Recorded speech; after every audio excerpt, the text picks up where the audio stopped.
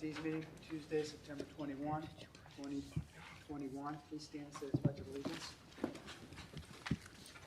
Pledge allegiance To the flag of the United States of America and to the republic for which it stands, one nation, under God, indivisible, with liberty and justice for all. Okay, the first item up are the minutes of the September 7, 2021 meeting. Have a motion? Move to approve the minutes of the Village Board of Trustees meeting of September 7, 2021. Second. Any changes? Roll call vote. Trustee Postuma, Aye. Trustee Harlow, Aye. Trustee Stifler. Aye. Trustee Fisher, Aye. Trustee Burns. Aye. Thank you. That takes us to the President's report. Prior to the village board meeting was the trustees met with the Finance Commission to talk about the budget for 2022, which our budget year now begins on January 1, 2022. I didn't get a chance to listen to that meeting, but some important items that relate to our budget is the village revenues, while they were impacted by the COVID-19 pandemic, have pretty much rebounded to where they're now at the 2019 levels. We did cut spending, as the board knows, during the pandemic, but based on the current year revenue projections, it's recommended, as I understand it, that the following occur. And I went over the budget with the staff before it was presented to the trustees and the Finance Commission. We have been thinking about a capital improvement plan that would increase by $625,000 to bring us back to the amount we historically budget for capital improvements. An additional $200,000 has been allocated to the master infrastructure plan, and $400,000 will be transferred to the water plan to support operations. Because, as you know, we raised water rates, but we discussed that for a period of time, and we need to have that transfer to make improvements to the water system. These recommended allocations of money to the various projects will still leave us with a fund balance of 25%, which is the fund balance recommended by the rating agencies to ensure that the village has sufficient funds to cover any contingency. The 2022 capital improvement plan has identified approximately $2.7 million in projects for 2022, which include such things as the community pool, which we're doing extensive improvements on that. We're improving KLM Lodge, and we're replacing this snow removal equipment. Another item that I'd like to talk about briefly, and I want to be careful about what I say about this because it involves one of our sister communities, Clarendon Hills. But the Clarendon Hills, I don't know if it's the people in the fire department or whether it's certain trustees, but I've heard that they're thinking of buying a new ladder truck at a cost of $1.4 million. And I know, having been village president for 10 years, is it 10 years, 12 years? 12 years, that, while ladder trucks are important, they're not used all that often. And in my experience, we haven't used a ladder truck that frequently, and I think that in Clarendon Hills, similarly, they have not had much use for a ladder truck. So a $1.4 million expenditure is quite a lot of money to spend for a ladder truck. We have a ladder truck. Our ladder truck is 10 years old. It's been refurbished. It has at least another 10 years of useful life. That ladder truck is available to Clarendon Hills.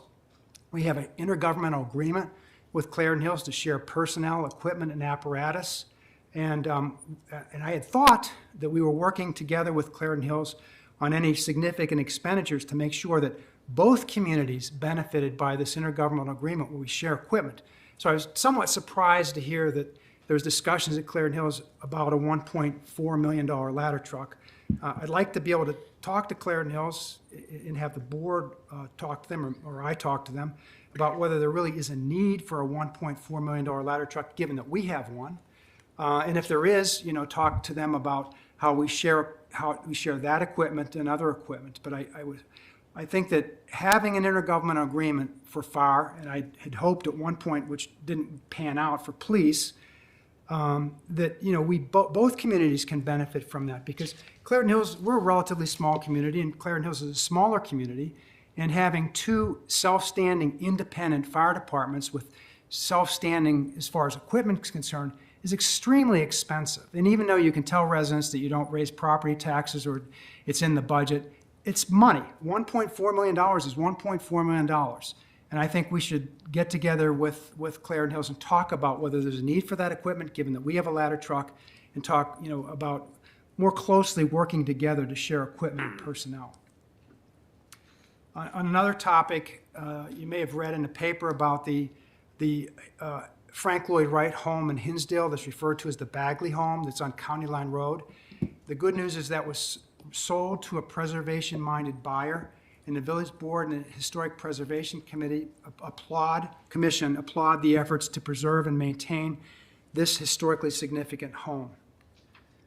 8th Street. The contractor is completing the grading of the stone base on 8th Street today. They will be paving the street on Wednesday, September 22nd, 2001. Chicago Avenue, the contractor's completed sidewalks and curb and gutter. Concrete pouring for those will begin on the 27th. Then they will be milling off the top 2 inches of the pavement next week.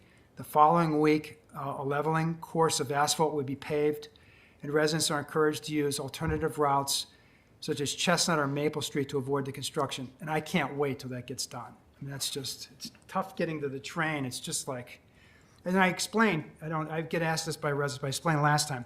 The reason for the difference between, or the time lag between replacing the sewers and finishing the street was because the paving is being funded by a grant, and so we had to go through this state approval process, whereas the sewer replacement came out of the village budget. So there was a timing disconnect there.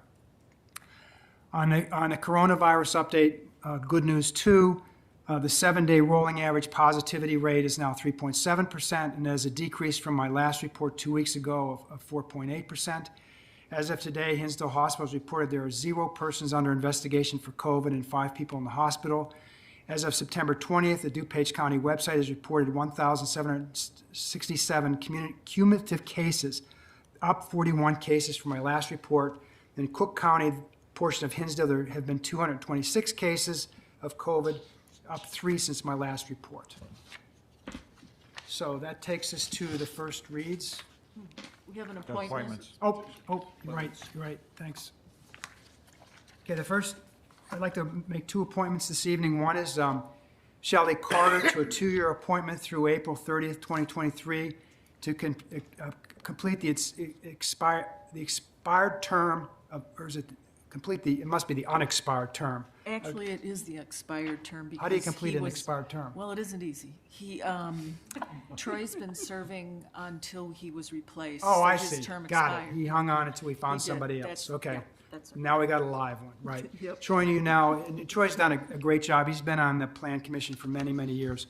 So Shelley Carter is the nominee. Shelley is went to Duke University, Georgetown Law School, and she works for the Judith and Jean, is it Poppy Adams Charitable Foundation. She'd worked there until now, and I think it's located in Tulsa, Oklahoma.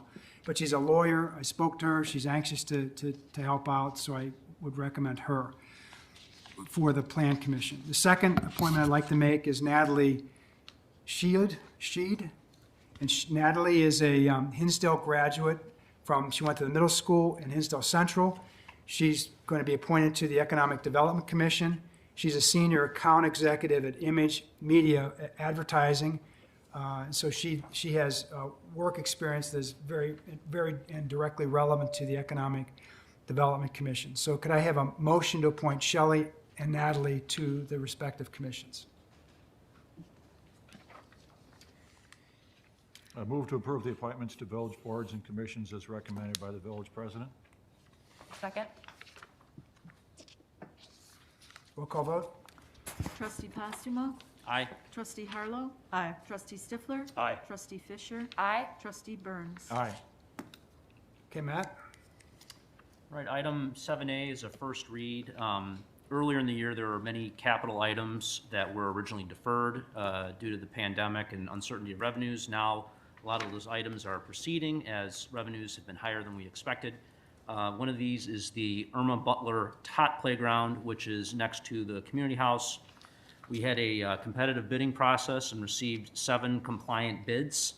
George's Landscape was the low bidder at a little under $170,000. As part of that, we're proceeding with two alternatives. One is a playground turf surface, which I understand is ADA compliant. In addition, we are replacing the park shelter. One of the alternatives that was part of the bidding process was ornamental fencing. We're deciding not to go through with that. The budget for this item in the 2021 budget was $175,000. As part of this process, the village hired a consultant, Design Perspectives, for $8,000. So the total cost will be about $3,000 over budget, although I understand that there is, in the George's landscape bid, there's a contingency of about $5,000, which may not be used. And then in addition, there is an allowance for curb repair for about $1,200 that, if needed, the village could do itself. Heather, do you have anything else to add on this project? Nope, that sounds about it. Any questions? I guess, Mike, can we put this on the consent agenda if it's over the Yeah. 175? Yeah. Okay. Yeah. Okay, we'll put that on the consent agenda. Neil? Okay, item 7B is about the awarding the design and construction observation engineering services for our 2022 resurfacing project. This type of resurfacing is what we're doing under the Accelerated Master Infrastructure Project. With all the stuff we've done, I almost didn't think we had this many streets left to do, but there's several streets, and really they're just short blocks kind of here and there throughout the town.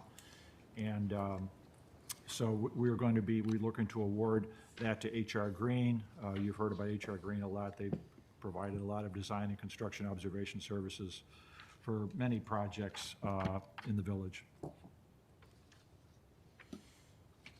And this is, and separately in 2022, we're going to be doing Garfield, if this has anything to do with Garfield. Right. Any reason not to put this on the consent agenda? Okay, goes on this consent agenda. All right, then we have let's see, the next item is the accounts payable.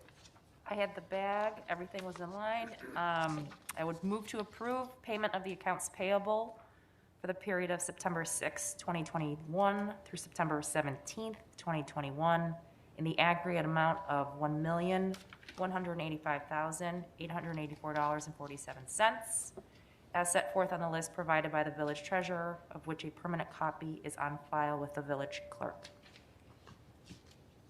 Second. Roll call vote. Trustee Postuma? Aye. Trustee Harlow? Aye. Trustee Stifler? Aye. Trustee Fisher? Aye. Trustee Burns? Aye. Unless somebody wants to pull something off the consent agenda, could I have a motion with respect to items 8B through 8F? Move to approve consent agenda items 8B through 8F. Second. Roll call vote. Trustee Postuma?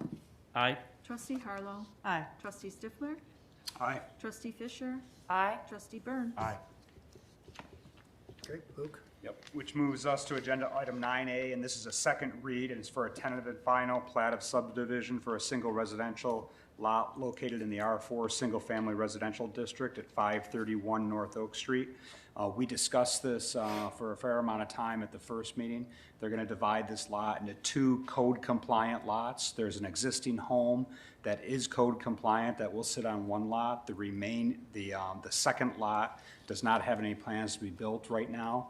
If a building ever is built on the property, they'll have to come in and everything will have to be code-compliant. Lastly, there were limited questions at the last board meeting, and I will also note that the PC, or Plan Commission, held a public meeting on August 11th, and it recommended unanimously 5-0 that we pass this. So with that, any questions from trustees? Hearing none, I'll make a motion to approve an ordinance approving a tentative and final plat of subdivision at 531 North Oak Street. Second. Roll call vote. Trustee Postuma? Aye. Trustee Harlow? Aye. Trustee Stifler? Aye. Trustee Fisher? Aye. Trustee Burns? Aye. which moves us to agenda item 9B, and this is review for exterior changes at the building at 149 East Ogden Avenue at the northwest corner of Ogden and York. The property is used and is commonly referred to as the BP gas station, Pride Convenience Store, and Urban Counter Restaurant. The property is located in the Design Review Overlay District and is subject to Article 8 and Section 11605 of our zoning code. The specific approvals that we will vote on tonight are for number 1, site plan, 2, exterior appearance plan, 3, design review permit, and then lastly, a sign permit. These 4 requests are changes to the existing property, and the applicant reviewed the details of the changes at the last board meeting. When the applicant answered several questions from the trustees, and there were a number of trustees that requested that certain landscaping changes to be made. I believe, is the applicant here tonight to run through those? Now would be a good time. And just additionally, all of the, there's a landscape plan in our packet which identifies where all the greenery is going to go, and then examples of it. Good evening. Dan Soltis, Team of Developers, 30W 180 Butterfield Road. As you mentioned, we went back and had our landscape architect do a quick survey of what was existing, what was out there, what had survived the winters and the salt, and put together a plan that basically took the existing plan and then supplemented in. Basically, we added new plantings, actually over 270 total plantings in 5 areas, and that won't work there. But basically, down here along Ogden, the corner, this area, as well as a little bit up here. We added, it's mostly a mix of low-lying shrubs, daylilies, perennials, ornamental grasses, juniper, evergreens, things like that, that'll complement the corner, still be within ordinance on height restrictions and such. We try to take close attention to the salt. So our landscape plan does include turning over the soil, adding topsoil to revitalize all of that. So we hope to keep the plantings that we do invest in, specifically along that Ogden corridor. We added, if you look at the plan closely, we added 12 rose shrubs in that Ogden strip. Those rose shrubs are fairly salt resistant, so we hope that they'll keep their flower and blooms for some time. Most of the plantings, except for the ornamental grasses, do have color. So we hope that this is sufficient, and we hope that the village approves. Any thoughts, Michelle? Thank you. I think it looks great. I appreciate it, and I think Yeah. we all appreciate the color and the time you took to update that. Good, thank you. And I really appreciate you doing this, because you did more than I think we expected. I don't want you to back off of it, but you did more than we expected. But usually when we say, add some shrubbery, they put one dying bush that fell off of a landscaper's truck. And this is really first rate. We really appreciate it. Okay, good. And I double checked it with ownership, and he said, yeah, let's move forward with it. So yeah. So, if we can get it in, obviously, this fall's always a good time to plant. I'll Right. check with our Very, landscaper. very much appreciate it. Okay. Thank you. And I would also note that the landscaping requirement has been inserted into the actual ordinance, so I believe we're covered there. Any further questions, comments from trustees? Is there anything that, in the ordinance that requires it to be, maintained and watered, Didn't go I don't that know if that's far. something to, okay. No, but I think our general code Yeah, I think requires. that's covered by the you know, code. Yeah. I that's mean, all if I'm- everything that's all were I'm to fall looking for. apart. Yeah, Yep. okay. Okay. With that, I'm going to make approve an ordinance approving a site plan, exterior appearance plan, design review permit, and site permit for exterior changes to an existing convenience store building and gas station canopy at 149 East Ogden Avenue. Second. Any further discussion? Roll call vote. Trustee Postuma? Aye. Trustee Harlow? Aye. Trustee Stifler. Aye. Trustee Fisher. Aye. Trustee Burns. Aye. Okay, we're hitting for a record here as far as short meetings go. Any updates on the tollway? No updates, President Colley. And any staff reports? No reports. Okay, any trustee, well, anybody, no one's here for public comment. Any trustee comments on anything? All right, do you have a motion to adjourn? Motion to adjourn. Second. Roll call vote? Trustee Postuma. Aye. Trustee Harlow. Aye. Trustee Stifler. Aye. Trustee Fisher. Aye. Trustee Burns. Aye. Thank you. Thank you.